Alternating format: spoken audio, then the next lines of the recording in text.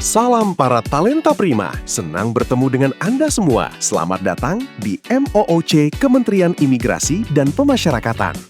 Kali ini, kita akan bersama-sama mempelajari modul perencanaan strategis dan tata kelola organisasi.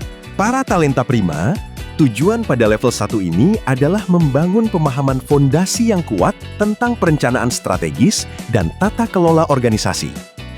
Bukan sekedar hafal istilahnya, tetapi benar-benar memahami bagaimana setiap dokumen perencanaan yang ada berkaitan langsung dengan pekerjaan para talenta prima sehari-hari. Ada 5 topik yang akan kita jelajahi bersama. Konsepsi dasar, hierarki perencanaan dan dokumen kuncinya, manajemen kinerja, output, outcome, impact dan resiko, serta peran konkret para talenta prima di dalamnya. 5 topik yang akan mengubah cara para talenta prima melihat pekerjaan sehari-hari.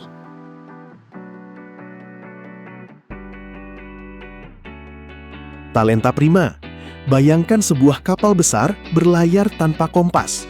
Mesinnya bekerja keras, bahan bakarnya terbakar. Seluruh kru bekerja, tetapi tidak ada yang tahu tujuan.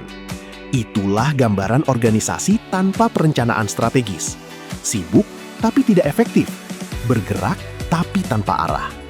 Perencanaan strategis memberikan kompas itu.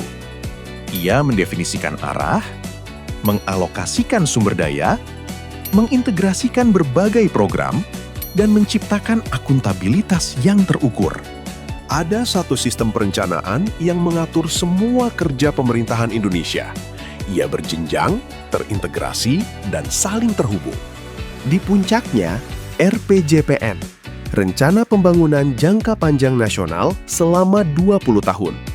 Di bawahnya, RPJMN selama 5 tahun, penjabaran visi misi Presiden terpilih. Lalu Renstra Kemenimipas selama 5 tahun, yang wajib selaras dengan RPJMN. Dan paling dekat dengan keseharian kita, Renja Tahunan, yang menjadi basis perencanaan anggaran. Ada satu prinsip yang tidak boleh dilanggar dalam sistem ini. Setiap level wajib selaras dengan level di atasnya.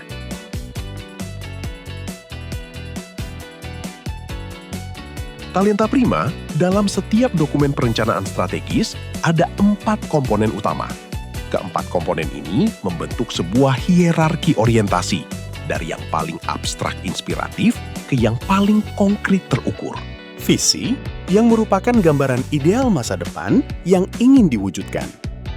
Misi, yang memuat mengapa organisasi ini ada, untuk siapa, apa yang dilakukan. Tujuan strategis, yang berupa hasil-hasil besar yang akan diraih sebagai manifestasi visi dan misi. Dan sasaran strategis sebagai kondisi yang ingin dicapai secara nyata dan terukur. Talenta prima, mari kita kenali secara langsung dokumen yang paling penting di Kemenimipas, Renstra. Renstra adalah dokumen perencanaan 5 tahun yang menjadi panduan seluruh kerja kementerian. Ia terdiri dari 5 bagian utama: pendahuluan, visi misi tujuan, arah kebijakan, target kinerja, dan penutup. Ada 3 hal minimum yang wajib para talenta prima ketahui dari Renstra: visi dan misi Kemenimipas, sasaran strategis yang relevan dengan bidang tugas para talenta prima, dan target kinerja yang harus dicapai unit kerja para talenta prima. 3 hal ini adalah GPS kerja para talenta prima setiap hari.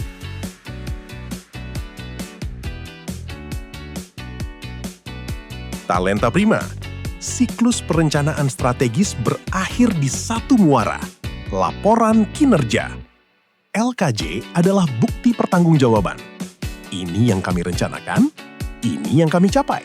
Ini alasannya. LKJ Kemenimipas dinilai setiap tahun oleh Kemenpan RB dengan skala A hingga D. Nilai ini bukan hanya angka prestasi. Ia mencerminkan kualitas tata kelola kementerian secara keseluruhan. Lalu, apa peran para talenta prima dalam LKJ? Pertama dan terpenting, menyediakan data kinerja yang akurat, valid, dan tepat waktu. Kedua, mendokumentasikan kegiatan secara tertib. Setiap berita acara, laporan, dan bukti kegiatan. Dan ketiga, melaporkan hambatan operasional kepada atasan agar segera ditangani.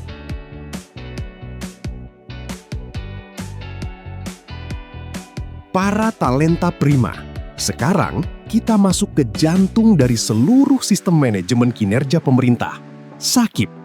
SAKIP adalah sistem akuntabilitas yang dibangun di atas satu pertanyaan mendasar.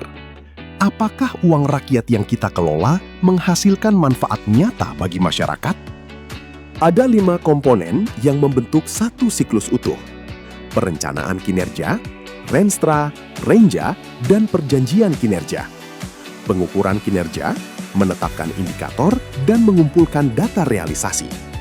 Pelaporan kinerja, LKJ yang akurat dan tepat waktu. Evaluasi kinerja, review dan penilaian oleh Kemenpan RB. Dan muara dari semuanya, capaian kinerja. Kelima komponen ini tidak berdiri sendiri. Ia berputar seperti roda. Bila satu komponen macet, seluruh siklus terganggu.